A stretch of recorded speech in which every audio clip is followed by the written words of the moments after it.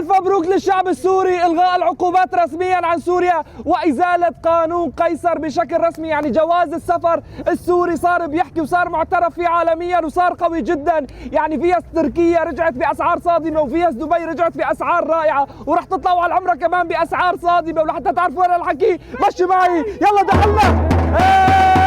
ارفع راسك فوق، انت سوري حر. عودة جواز السفر السوري الى العالمية وبقوة. عزيزي المتابع، اذا بدك تطلع على تركيا صار في فيز على تركيا سنوية وبسعر رائع، واذا بدك تطلع على دبي صار في فيز لسنتين ومع اقامة وكمان بسعر رائع، واذا بدك تطلع على العمرة وباحلى خدمة كمان صارت الاسعار رائعة. وهذا الحكي وين؟ من مؤسسة نادين للسياحة والسفر. واذا بدكم اعرفكم على التفاصيل مشوا معي. مؤسسة نادين عاملة عرض سعر مميز على فيز تركيا سنوية ومتعددة. شلون يعني سنوية متعددة؟ يعني بتقدروا تطلعوا وتدخلوا على تركيا ايمت ما حبيتوا، وفي كمان فيز شهرية، بالاضافة انه كمان في فيز تجاري. يعني معقول هلا ما طلعتوا على دبي كمان في عرض سعر مميز على فيزا دبي مع اقامة ولسنتين. وكمان الفيزا على مصر رجعت كمان من مؤسسة نادين، وكمان عاملين عليها سعر مميز جدا. كمان عاملين عرض سعر على عمرة شهر رجب 9 مكة 3 مدينة بسعر $550 مع افضل الخدمات اللي ممكن تشوفوها. وطبعا الفيز رح تاخذوهم بسعر مميز جدا. لو تعرفوا التفاصيل تواصلوا على الرقم الظاهر امامكم او حطوا نقطة لتصلكم تفاصيل كاملة. وعنوان مؤسسة نادين هون بالجميلية، وراي هون سندويش جنيدي،